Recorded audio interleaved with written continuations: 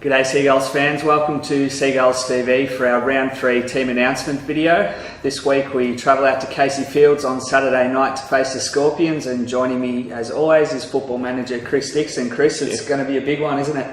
Yeah, look, our boys looking to bounce back and coming up against a really good footy team, so it's going to be a really good game of VFL footy, and look, we're looking to respond to what was a disappointing loss against Box Hill. We've got a lot to get through, so let's get straight into the team. And as we start in the back line, there's one name there that is a sight for sore eyes for many Seagulls fans. Jack Dorgan makes his senior return after recovering from his third knee recur. It's a great story, and look, to see what he's been through along his different steps through his recovery and the hard work that he's put in, and I guess the commitment to his rehab and ticking off all the boxes. Look, no one deserves it more, and it's going to make a lot of people happy to see him back running around in the senior team. And look, he's got through everything so far and ticked all the boxes from that point of view. So looking forward to seeing him go on sort of the big, wide expanses of Casey Fields. So it is a great story, and look, I'm sure it's going to be a great moment when all the boys sort of find out and get around him and everything. So it's going to be a real team lifter, and looking forward to seeing him back in action, doing what he does best and doing what he loves, which is playing footy. Certainly great to have him back. As we move now to the midfield, and one player I wanted to touch on is Michael Gibbons. He was outstanding last week. You must be really impressed with how he's taken his game to another level again this year. Yeah, particularly in the first half. Look, I'm sure Gibbo would have liked to go on and probably do that first half again, so to speak. But look, he was really dominant. I think he had 20 touches and 7 clearances to half time. But you're right, he has taken his game to another level this year after obviously winning the Norm Goss medal last year. And I think everyone's still got to remember who he is, only in his third year. He's still recently just turned 21, so he's still got a lot of scope for improvement, and I think he's just going to keep taking bigger and bigger steps as he gets more responsibility in the midfield. And look, certainly we hope there's 18 AFL clubs that have got him well and truly on the draft radar, because hopefully he can follow one of the guys like Adam Markon and Kane Lambert, who probably only got picked up until 22-23. So Gibbo's certainly making really good steps, and hopefully we continue to see that improvement as the year goes on. He's certainly been fantastic in the opening 2 rounds. Now, forward line and another returning player, Bese, comes back in after breaking his collarbone in last year's preliminary final, of course. Another great story for the club to have a returning player. Once a bit similar to Jack, it's great to see him back out there, and probably had a few complications with his surgery, so it took a bit longer than expected. We would have liked him to have him going well and truly, I guess, in practice games in round 1, but once again he's sort of done everything right, and I think most of our guys have grown another leg when he's sort of out on the field next to him, so everyone looks back to, I guess, that incident where he did his collarbone in the prelim final, and it was such a courageous act, and that's just happens probably 3 or 4 times a game for him. It's just the way he goes about his football. He runs in straight lines, he doesn't take a backward step, and as I said, he makes everyone feel taller around him. So it's going to be another team lifter, and look, well and truly deserved from his end, and looking forward to seeing him back out there in senior company. Absolutely, and we'll take a look at the interchange now, and great to see Caleb Sullivan back in the side as 23rd man after playing pretty well against Richmond in round 1. Yeah, I think we said last week he was just probably a victim of structural reasons than anything else. So look, it's a great opportunity for him to come back in now. Sort of Casey's got a few tall forwards, and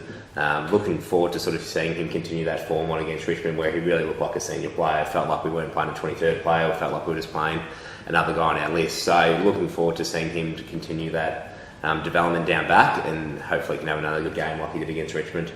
Well, that's the team. We'll take a look at our opponents, Casey, now, and they're sitting on top of the ladder after round 2. How have you seen their start to the year? Really promising. So I think if you have a look at when we played in a practice game, it's a completely different team, as we know, with the alignments, especially practice game form probably isn't the true indication of how teams are going. So it's a completely different team to what we played in our practice game. We've got a lot of AFL talent, a lot of guys with senior experience. You're talking about the likes of Jack Trengove, Jack Grimes, their co-captains a few years ago. So, and some really emerging youngsters like Petrarca, Neil Bullen, these sort of kids who are coming in and really having an impact at VFL level. So it's going to be a huge challenge for us, make no mistake. They've been really impressive, having 2 strong wins, scoring a lot. They're a really high-scoring team so far, and that's going to be something we're going to need to look to nullify. One of those young Melbourne players, Sam Wiedemann, sitting equal second on the goal kicking tally after 2 rounds.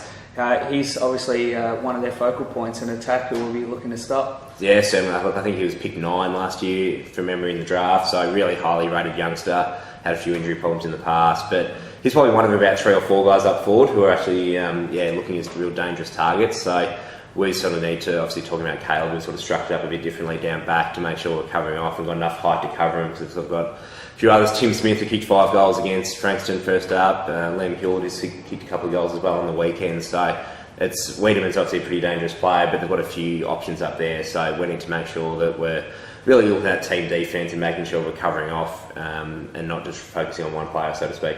One thing that come out of their first 2 games is their second halves. So the first halves are both against Frankston and Collingwood. This game's sort of been in the balance, and then the second halves they've kicked 19 and 14 goals respectively, just in a half of footy. That's obviously something you'll have to be wary of, and in putting together a good 4-quarter performance. Yeah, certainly. Look, even on the weekend, I think they were down 1 or 2 maybe rotations in the last quarter. So to run out the game really strongly like that's a really impressive effort.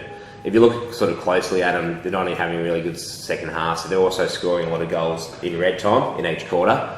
So that's something that sort of we're aware of, and making sure that we really run out the quarters, and hopefully all the work the boys have been done over the pre-season allows us to have real solid 32 minute blocks, because as you said, they've had really strong second halves, but they've also been finished off individual quarters really well. So it's going to be a huge focus for us to make sure that we're running out each quarter and making sure we're not conceding late goals, which can be real momentum sappers. Should be a fantastic contest out there at Casey Fields Saturday night. If you'd like to come along and don't feel up to the task to drive that late at night, we've got our supporters bus running, which leaves from the Seagull's Nest pub here at 1 Mason Street in Newport. That leaves at 5 o'clock. It's a $20 cost for the round trip, and if you'd like to book in for the whole year as a supporter on the supporters bus, it's $130. That'll get you a round trip to every away game. But Chris, that'll do us for another week. Some good things to look forward to this weekend, but hopefully we can bounce back with a couple of wins. Yeah, look, we're really looking forward to getting a lot of support out there. Obviously our first away game for the year, so I hope to see the travelling Seagull contingent out and about and in full force. So, and especially as I said, a couple of really good stories to sort of cheer on Jack and Ben in their returns, and look, they'll get through unscathed, and hopefully we can bounce back and have a strong win. Well, thanks for watching, guys, and we'll see you out there at Casey Fields on Saturday night.